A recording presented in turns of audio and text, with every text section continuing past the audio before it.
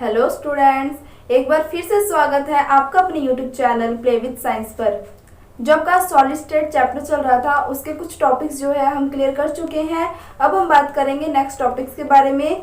तो मेरे हिसाब से पीछे वाले जितने भी टॉपिक्स हैं वो आप लोगों ने अच्छे से कवर कर लिए होंगे। अब हम स्टार्ट करते हैं नेक्स्ट टॉपिक। मेरे हिसाब से पीछे जितने भी मैंने आपको टॉपिक्स करवा दिए हैं वो आपको अच्छे से क्लियर हो गए होंगे। अब जो आपका टॉपिक है वो है क्रिस्टलों में दोष। देखो, अगर अपने क्रिस्टलों के अंदर दोष की बात करते हैं तो क्रिस्टलों में दोष कैसे उत्पन्न होता है। अगर हम किसी भी क्रिस्टल की संरचना की बात करते हैं तो आपको पता है क्रिस्टल में क्या होते हैं, परमाणु होते हैं या फिर आयन होते हैं या फिर अणु होते हैं। यानी परमाणु, अणु या आयन मिलकर एक निश्चित क्रम में व्यवस्थित होकर क्रिस्टल का निर्माण करते हैं। उस क्रिस्टल को जिसमें आपके परमाणु, अणु या आयन एक निश्चित क्रम में व्यवस्थित रहे, इस प्रकार के क्रिस्टल को हम आदर्श क्रिस्टल कहते हैं। दोबारा सुनना, मैंने क्या कहा। मैंने कहा कि जो क्रिस्टल होता है, अगर क्रिस्टल के अंदर परमाणु हो, चाहे अणु हो, चाहे आयन, यानी क्रिस्टल आपका जिससे भी मिलकर बना है, वो अवयवी कण अगर एक निश्चित क्रम में व्यवस्थित होते हैं तो इस प्रकार के क्रिस्टल को हम आदर्श क्रिस्टल कहते हैं। लेकिन आदर्श क्रिस्टल जो है पाना बहुत ही मुश्किल होता है। क्यों? क्योंकि आदर्श क्रिस्टल के अंदर सारे अवयवी कण एक निश्चित क्रम में व्यवस्थित होने जरूरी होते हैं। लेकिन अगर उनमें से एक भी परमाणु, अणु या आयन बाहर निकल जाता है या बाहर से कोई अवयवी कण अंदर आ जाता है तो उसमें दोष उत्पन्न हो जाता है और उस टाइम वो आपका क्रिस्टल आदर्श क्रिस्टल नहीं कहलाता। तो आज हम बात करेंगे कि क्रिस्टलों के अंदर दोष के बारे में। तो क्रिस्टलों में दोष जो है वो कितने प्रकार की है और कौन कौन से दोष जो है हम क्रिस्टलों के अंदर देख सकते हैं, उनके बारे में डिटेल से बात करेंगे। तो सबसे पहला हमारा टॉपिक क्या है? दोष। अगर हम क्रिस्टलों में दोष की बात करें तो दोष आपके कितने प्रकार के होते हैं? दो प्रकार के। एक तो हो आपके इलेक्ट्रॉनिक दोष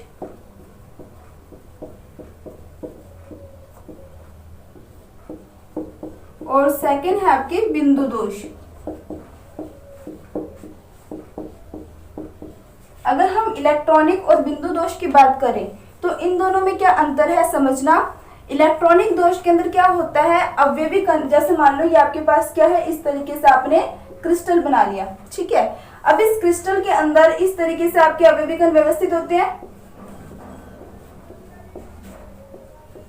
रफली बता रही हूं आपको, ठीक है। जब इस क्रिस्टल में से जब एक अवयवी कण, मान लो यहाँ पे जो आपका अवयवी कण है वो आपका बाहर निकल जाता है, जब एक या दो अवयवी कण बाहर निकल जाते हैं और जो दोष उत्पन्न होता है उसे हम बोलते हैं बिंदु दोष। क्लियर बात। लेकिन जब इलेक्ट्रॉनिक दोष की बात करते हैं तो इसमें पूरी की पूरी पंक्ति है ना, वो पूरी की पूरी पंक्ति ही बाहर निकल जाती है। क्लियर बात। यानी इलेक्ट्रॉनिक दोष और बिंदु दोष में क्या अंतर है तो सुनना। इलेक्ट्रॉनिक दोष वो दोष होता है जब क्रिस्टल में पूरी की पूरी पंक्ति या तो बाहर निकल जाए या बाहर से कोई एक्स्ट्रा पंक्ति आ जाए, तो उस टाइम जो दोष उत्पन्न होता है उसे हम बोलते हैं इलेक्ट्रॉनिक दोष। और अगर बिंदु दोष की बात करें तो बिंदु दोष के अंदर एक या दो से तीन अधिक होगा, लेकिन एक पंक्ति कभी नहीं। एक या दो जो आपके अवयवी कण है, जो कि आपका परमाणु भी हो सकता है, अणु भी हो सकता है या आयन भी हो सकता है, वो आपका बाहर निकल जाता है या बाहर से कोई परमाणु, अणु या आयन क्रिस्टल के अंदर एंटर हो जाता है। तो इस प्रकार के जो भी दोष होते हैं उसे हम बोलते हैं बिंदु दोष। क्लियर बात। तो अभी मैंने आपको क्या बताया कि जिसमें पंक्ति के कारण दोष उत्पन्न हो उसे तो अपने बोलते हैं इलेक्ट्रॉनिक दोष। और बिंदु दोष की बात करें तो जिसमें एक या दो अवयवी कण के कारण जो दोष उत्पन्न होता है उसे अपने बोलते हैं बिंदु दोष। अब हम बात करेंगे बिंदु दोष के बारे में कि जो कि बिंदु दोष होते हैं ये भी आपके तीन प्रकार के हैं। ये भी आपके कितने प्रकार के हैं? तीन प्रकार के हैं। तो सबसे पहला जो दोष होता है उसे हम बोलते हैं रस समीकरण मिति दोष। रस समीकरण मिति दोष, जिसे अपने बोल सकते हैं स्टाइकोमेट्री दोष। क्या बोल सकते हैं इंग्लिश में? स्टाइकोमेट्री, ठीक है, दोष। जो आपका सेकंड आता है उसे हम बोलते हैं अरस समीकरण मितीय दोष। दूसरा क्या है आपका अरस समीकरण मितीय दोष।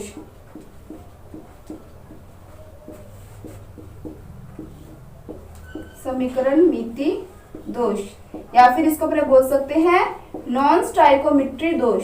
नॉन स्टाइकोमेट्री दोष।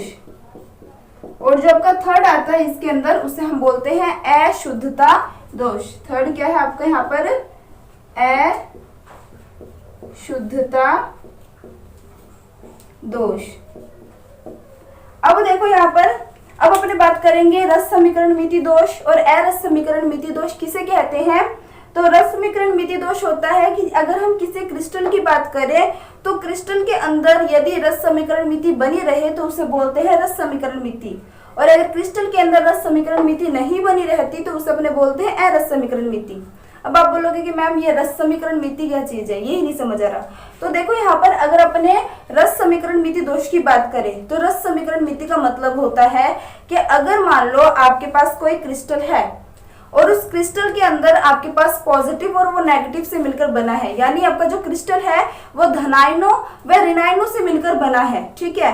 अब अगर दोष उत्पन्न होता है तो उसमें क्या होता है कि एक अवयवी कण बाहर निकल जाता है। एग्जाम्पल के रूप में समझना कि जैसे मान लो रस समीकरण मिति की बात करेंगे कि जैसे मान लो आपने NaCl का क्रिस्टल ले रखा है। अब उस NaCl के क्रिस्टल के अंदर आपका Na जो है वो बाहर निकल जाता है, ठीक है। Na अगर एक बाहर निकलेगा तो उसके साथ साथ एक Cl- का भी बाहर निकलेगा, ये आपको ध्यान में रखना है। मतलब रस समीकरण मिति दोष वह दोष होता है जिसमें आपके जितने धनायन बाहर निकल रहे हैं उतने ऋणायन भी बाहर निकलेंगे, ताकि उसमें पॉजिटिव नेगेटिव जो है वो आपके समान अनुपात में बने रहे, ठीक है। मान लो कि आपके पास कोई क्रिस्टल है, उस क्रिस्टल के अंदर पहले तो आपके पास 10 जो है Na+ के हैं और 10 से आपके पास क्या है Cl- के हैं, यानी मैं बोल सकती हूँ Na और Cl जो है 1:1 में है, ठीक है। लेकिन जैसे इसमें दोष उत्पन्न होता है तो दोष उत्पन्न होने के बाद समझना कि 9 तो इसमें Na के हैं तो Cl के भी कितने बचेंगे, 9 ही बचेंगे ना, क्योंकि जितने प्लस के बाहर निकलते हैं उतने ही माइनस के बाहर निकलते हैं, ठीक है, ताकि इसकी रस समीकरण मिति बनी रहे, यानी प्लस माइनस बराबर रहे, वही इसकी रस समीकरण मिति है, यूं समझो। अब जो रेशियो है वो भी क्या रह जाएगा 1:1। मतलब मैं ये बोल सकती हूँ रस समीकरण मिति वह मतलब ने यूं कर सकते रस समीकरण मिति क्या चीज है, मतलब वह चीज है जिसके अंदर अगर किसी क्रिस्टल के अंदर किसी क्रिस्टल के अगर रासायनिक संगठन की बात करें तो दोष से पूर्व संगठनों का जो अनुपात रहेगा दोष के पश्चात भी संगठनों का अनुपात वही रहेगा, उसे हम बोलते हैं रस समीकरण मिति। क्लियर बात। और अरस समीकरण मिति के अंदर अपने यूं बोलेंगे कि पॉजिटिव नेगेटिव जो होते हैं वो इक्वल नहीं होते, या तो एक पॉजिटिव बाहर निकलेगा या फिर एक नेगेटिव बाहर निकलेगा, दोनों कभी भी एक साथ बाहर नहीं निकलते, ठीक है। और उसके बाद हम बाद में पढ़ेंगे अशुद्धता दोष के बारे में। तो अब हम बात करते हैं रस समीकरण मिति दोष के बारे में। तो जो आपके रस समीकरण मिति दोष है ये भी आपके 4 टाइप के हैं, ये भी आपके कितने प्रकार के हैं, 4 प्रकार के हैं। कौन कौन से है तो नाम सुन लो इनके। सबसे पहले है रिक्तिका दोष, सबसे पहले है रिक्तिका दोष या फिर अपने इसको रिक्ति दोष भी कहते हैं। दूसरा है आपका अंतराकाशी दोष, दूसरा क्या है आपका अंतराकाशी दोष। थर्ड है आपका शॉर्टकी दोष, थर्ड है आपका शॉर्टकी दोष। और इसमें जो फोर्थ है उसे अपने बोलते हैं फ्रैंकल दोष, जो फोर्थ है उसे अपने क्या बोलेंगे फ्रैंकल दोष। ये तो हो गया आपके सारे के सारे रस समीकरण मिति दोष के प्रकार, ठीक है। अब अपने बात करते हैं अरस समीकरण मिति दोष कौन कौन से होते हैं, ठीक है। अरस समीकरण मिति दोष आपके भी ये आपके 2 टाइप के होते हैं। एक तो होता है आपका धातु आधिक्य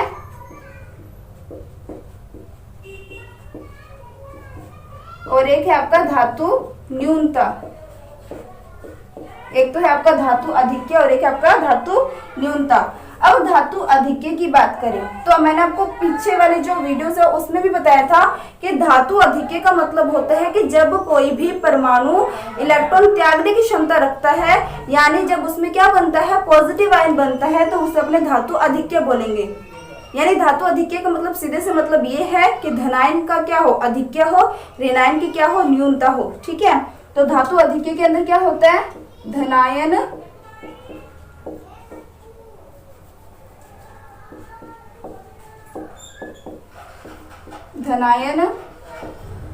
अधिक्य और ऋणायन न्यूनता। ठीक है, ऐसे ही धातु न्यूनता की बात करें तो जहां पे अपने धातु न्यूनता की बात कर रहे हैं तो वहां पे क्या हो जाएगा कि आपका न्यूनता है, धातु की कमी है, यानी पॉजिटिव आपके कम बनेंगे और नेगेटिव आपके ज्यादा। तो यहाँ पे अपने लिख सकते हैं धनायन न्यूनता ऋणायन अधिक्य। ठीक है, तो ये था आपका दोष। अब हम इनके बारे में भी डिटेल से पढ़ेंगे, तो आप जल्दी से इसका स्क्रीनशॉट ले सकते हो।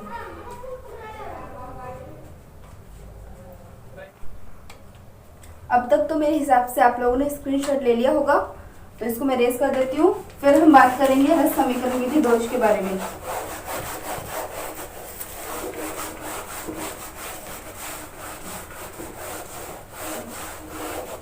तो अब जो हमारा टॉपिक है वो है रस समीकरण मिति दोष।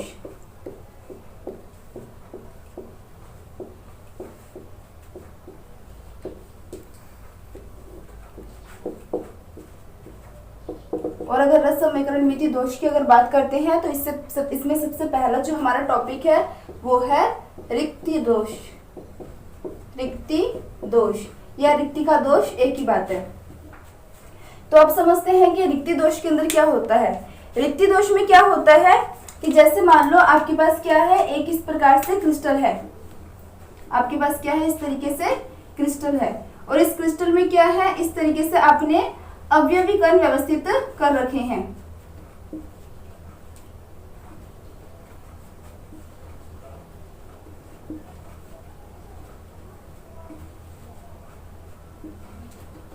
तो देखो यहाँ पर रिक्ति दोष के अंदर क्या होता है। रिक्ति दोष में जब क्रिस्टल में से अवयवी कण अपना निश्चित स्थान छोड़कर बाहर निकल जाए तो उस टाइम या उस प्रकार के दोष को हम क्या बोलते हैं, रिक्ति दोष बोलते हैं। जैसे मान लो यहाँ पर आपके पास क्या था, अवयवी कण था। अब जो ये अवयवी कण था वो क्या हुआ, उसने अपना स्थान छोड़ के वो बाहर निकल गया, तो यहाँ पे एक रिक्त स्थान क्या हो गया, अपने आप जनरेट हो गया। एक मान लो यहाँ पर भी आपके पास क्या है, अवयवी कण है, और ये अवयवी कण जो है अपना स्थान छोड़कर बाहर निकल रहा है, तो यहाँ पे भी क्या है, एक रिक्ति उत्पन्न होगी। तो इस प्रकार के दोष को हम क्या बोलते हैं, रिक्ति दोष बोलते हैं। दोबारा सुनना, जब किसी भी क्रिस्टल जालक में से अवयवी कण अपना निश्चित स्थान छोड़कर बाहर निकल जाते हैं तो उत्पन्न दोष को हम रिक्ति दोष कहते हैं। एक चीज और आपको याद में रखना है कि रिक्ति दोष के अंदर जो घनत्व है वो हमेशा कम हो जाता है। ठीक है, अब देखो आपको पता है घनत्व कम हो रहा है। अब घनत्व कम क्यों हो रहा है, तो समझना इस चीज को। घनत्व का फॉर्मूला होता है द्रव्यमान अपॉन में आयतन, यही फॉर्मूला होता है। अब देखो, अब जो आपका क्रिस्टल है, जैसे ही अवयवी कण इसमें से बाहर निकले, आयतन तो इसका उतने का उतना ही रहेगा ना, लेकिन अब आपके दो अवयवी कण इसमें क्या हो चुके हैं, कम हो चुके हैं। अब दो अवयवी कण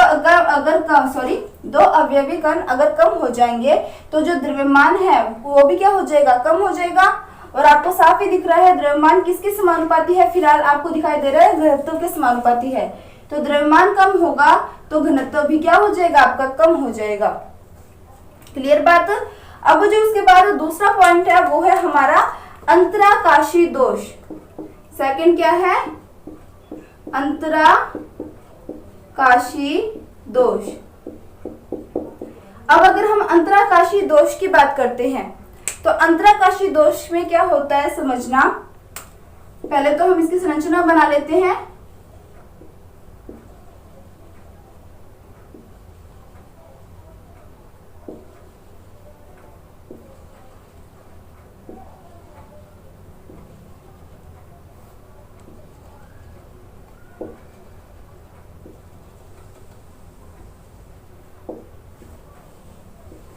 अब देखो ये जो आपका क्रिस्टल बन रहा है, इस क्रिस्टल में जो आपको ये स्पेस दिखाई दे रहे हैं ना, इन स्पेस को हम बोलते हैं अंतराकाशी स्थल। क्या बोलते हैं इनको हम? अंतराकाशी स्थल। अब अंतराकाशी दोष में क्या होता है कि जब अवयवी कण आपके बाहर से अंतराकाशी स्थल में आ जाते हैं तो इस प्रकार से उत्पन्न दोष को हम अंतराकाशी दोष कहते हैं। क्लियर बात? तो रिक्ति दोष में क्या होता है? जिसमें अवयवी कण अपना निश्चित स्थान छोड़कर बाहर निकल जाए। और अंतराकाशी दोष में क्या होता है? जब बाहर से अवयवी कण अंतराकाशी स्थल पर चले जाए तो उसे अपने अंतराकाशी दोष कहते हैं। अब देखो यहाँ पर तो आपके अवयवी कण बाहर निकल रहे थे तो घनत्व के मान में कमी हो रही थी, लेकिन अगर हम अंतराकाशी दोष की बात करें तो इसमें घनत्व के मान में क्या होगी? वृद्धि होगी। ऑब्वियस सी बात है, क्योंकि बाहर से दो अवयवी कण जो है वो अंदर एंटर हो चुके हैं। अगर बाहर से अवयवी कण अंदर एंटर होंगे तो भार जो है, यानी अपने बोल सकते हैं जिसका द्रव्यमान है, भार तो नहीं बोलेंगे, भार द्रव्यमान में अंतर होता है, लेकिन इसके द्रव्यमान की बात करें तो द्रव्यमान में क्या हो रही है? अब वृद्धि। और द्रव्यमान किसके समानुपाती बता रहे हैं? अभी घनत्व के, तो घनत्व में भी क्या होगी? वृद्धि। क्लियर बात? अब देखो ये जो आपकी रिक्ति दोष है और जो ये आपका अंतराकाशी दोष है, ये आपका अनआयनिक दोष है। अनआयनिक दोष है, यानी इनमें आयन नहीं होते, सीधे परमाणु या अणु होते हैं। क्लियर बात? लेकिन इसके बाद जो हम शॉर्टकी दोष और फ्रैंकल दोष पढ़ेंगे, सही मायने में रस समीकरण मिति उसके अंदर पढ़ेंगे हम। ठीक है, तो अब जो हमारे नेक्स्ट टॉपिक है वो है हमारे शॉर्टकी दोष और फ्रैंकल दोष। तो ये वाला आपको समझ आ गया होगा, इसका स्क्रीनशॉट ले ले जल्दी से आप।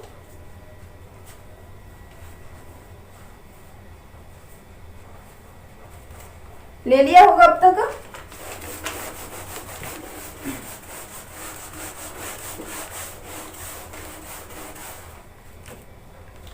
अब जो नेक्स्ट पॉइंट है, थर्ड पॉइंट, वो है शॉर्टकी दोष।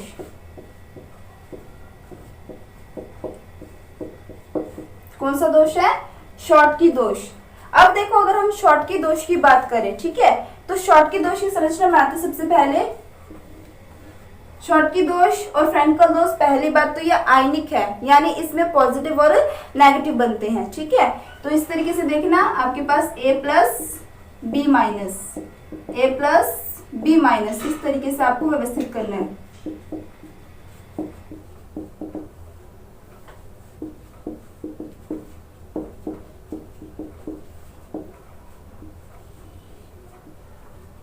अब देखो यहाँ पर शॉर्टकी दोष में क्या होता है, जैसा हमने रिक्ति दोष में पढ़ा था सेम वैसा ही शॉर्टकी दोष का कॉन्सेप्ट है। बस फर्क इतना है कि रिक्ति दोष आपका अनआयनिक है, यानी किसी प्रकार के आयन नहीं पाए जाते उसमें, लेकिन शॉर्टकी दोष में क्या है? आपका आयन पाए जाते हैं। ठीक है, अब जैसे मान लो कि यहाँ से आपका एक तो धनायन बाहर निकल जाता है। ठीक है, अगर आपका धनायन बाहर निकलेगा तो साथ ही साथ एक आपका क्या बाहर निकल जाएगा? ऋणायन भी बाहर निकल जाएगा, ताकि क्रिस्टल की रस समीकरण मिति बनी रहे। और ये रस समीकरण मिति क्या चीज है तो मैंने आपको स्टार्टिंग में ही समझा दिया। ठीक है, मतलब जितने पॉजिटिव है उतने नेगेटिव होंगे। अगर पॉजिटिव नेगेटिव सेम रहेंगे तो उनका रेशियो 1/1 ही रहेगा, चाहे आपके पॉजिटिव नेगेटिव के कितने ही जोड़े निकल जाए। ठीक है, तो सीधी सी बात है, शॉर्टकी दोष के अंदर क्या होता है, जिसमें आपके जो अवयवी कण होते हैं, अगर एक धनायन बाहर निकलेगा तो साथ में एक ऋणायन भी बाहर निकलेगा, यानी धनायन व ऋणायन का एक जोड़ा बाहर निकल जाता है शॉर्टकी दोष में। ठीक है, यहाँ पे एक चीज आप ध्यान में रखना है कि जो आपका धनायन और जो ऋणायन है, इन दोनों का आकार जो है वो लगभग बराबर रहता है। ठीक है, तो यहाँ पे भी आप देख सकते हो घनत्व में क्या होगी, यहाँ पे भी कमी होगी। अब उसके बाद हम नेक्स्ट अगर फोर्थ पॉइंट की बात करें फ्रैंकल दोष के बारे में,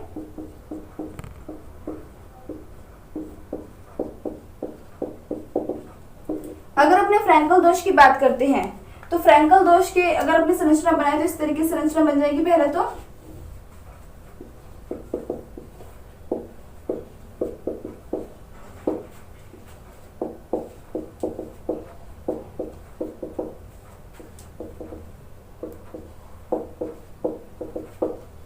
ठीक है, अब फ्रैंकल दोष और अंतराकाशी दोष भी बिल्कुल सेम है। वो आपका अनआयनिक है, ये आपका आयनिक है, पर अंतरकाशी दोष के अंदर जो आपके अवयवी कण थे, जो अंतरकाशी स्थल पे आ रहे थे, वो आपके बाहर से आ रहे थे। ठीक है, यही समझाया था। लेकिन फ्रैंकल दोष के अंदर क्या होता है कि जो आपका धनायन होता है ना, वो अपना निश्चित स्थान छोड़कर अंतरकाशी स्थल पर आ जाता है। ठीक है, जो आपका धनायन है वो अपना निश्चित स्थान छोड़कर अंतरकाशी स्थल पर आ जाता है। अब आप बोलोगे कि मैम ऐसा क्यों हुआ? देखो, धनायन जो होता है ना, वो आकार में, यहाँ पर जो आपका धनायन और ऋणायन है, इनके आकार में काफी ज्यादा अंतर होता है। यानी मैं बोल सकती हूँ धनायनों का आकार जो है यहाँ उपस्थित ऋणायनों के आकार से काफी छोटे होते हैं।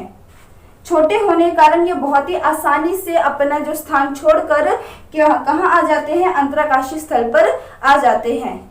अब इसने अपना निश्चित स्थान छोड़ा है, छोड़ के बाहर नहीं गया बल्कि अंतरकाशी स्थल पर आ गया, तो नेगेटिव पॉजिटिव तो क्या है, यहाँ पर इक्वल ही है। तो यहाँ पर जो अपने यूँ बोल सकते हैं, घनत्व में किसी भी प्रकार का कोई परिवर्तन नहीं होता है। ठीक है, तो अपने यहाँ पे एग्जाम्पल देख सकते हैं। इसका एग्जाम्पल आप ले सकते हो NaCl, AgBr। ठीक है, और अगर अपने फ्रैंकल दोष की एग्जाम्पल की बात करें तो इसमें अपने लिख सकते हैं ZnS, AgBr, AgI। अच्छा, एक चीज और जो है वो काफी इंपॉर्टेंट है, वो है कि जो आपका AgBr है ना, वो आपके शॉर्टकी दोष और फ्रैंकल दोष दोनों में ही कॉमन है। कई बार क्वेश्चन भी पूछ ले जाता है, ऐसा कौन सा तत्व है जो अंदर जो आपका फ्रैंकल दोष प्रदर्शित करता है और साथ ही साथ शॉर्टकी दोष भी प्रदर्शित करता है, तो वो आपका AgBr हो जाएगा। ठीक है, तो ये काफी इंपॉर्टेंट है। इसमें घनत्व में किसी प्रकार का कोई परिवर्तन नहीं होगा, लेकिन इसमें जो है आपका घनत्व पहले की तुलना में कम हो जाएगा। इस प्रकार के दोष कब उत्पन्न होते हैं? क्योंकि इन सभी का आकार जो है लगभग बराबर होता है। ठीक है, आप यूं समझो कि मान लो एक बस है। ठीक है, उस बस में जो यात्री बैठे हैं वो संख्या में क्या है, काफी है, और सभी जो है आकार में बड़े हैं, यानी सभी जो है बराबर है, युवा है। ठीक है, अब आपको पता है अगर बस में भीड़ होगी तो सारे सोचेंगे कोई एक बाहर निकल जाए तो आराम से रह जाएगा। ठीक है, लेकिन वहां पे अगर मान लो आकार किसी का छोटा होता, जैसा कि यहाँ पर है, अगर कोई छोटा बच्चा हो तो उसको तो गोद में बिठा के भी वो अपने आप को एडजस्ट कर सकते हैं। लेकिन अगर सभी का आकार बराबर होता है तो सब ये सोचते हैं कोई एक आधा बाहर निकल जाए। ठीक वैसा ही शॉर्टकी दोष के अंदर क्या होता है कि इनका जो आकार होता है वो बराबर होता है, जिस कारण से इनके दो अवयवी कण जो है वो बाहर निकल जाते हैं। लेकिन फ्रैंकल दोष के अंदर जो धनायन है उसका आकार काफी छोटा होता है, ऋणायन का आकार काफी बड़ा होता है। और वैसे भी आपको पता होगा कि धनायन जो है वो अपना इलेक्ट्रॉन त्याग कर धनायन बनाते हैं, और जब कोई भी परमाणु अपना इलेक्ट्रॉन त्यागेगा तो इलेक्ट्रॉन त्यागने के बाद उसके जो बाह्यतम कोश के इलेक्ट्रॉन है वो अपने यूं बोल सकते हैं, बाह्यतम कोश का इलेक्ट्रॉन अगर बाहर निकल जाएगा तो उसका आकार पहले की तुलना में छोटा हो जाएगा। लेकिन ऋणायन क्या करता है, इलेक्ट्रॉन ग्रहण करता है, जिस कारण से उसका आकार काफी बड़ा हो जाता है। ठीक है, तो ये वाला टॉपिक जो है मेरे हिसाब से आपको समझ आ गया होगा। रस समीकरण विधि के अंदर ये जो आपके दो पॉइंट है, ये क्या है, आयनिक है। ये क्या है, आयनिक है। तो इसमें रस समीकरण मिति का भी पूरा ध्यान रखा जाता है। तो अब आप इसका क्या ले सकते हो, स्क्रीनशॉट ले सकते हो।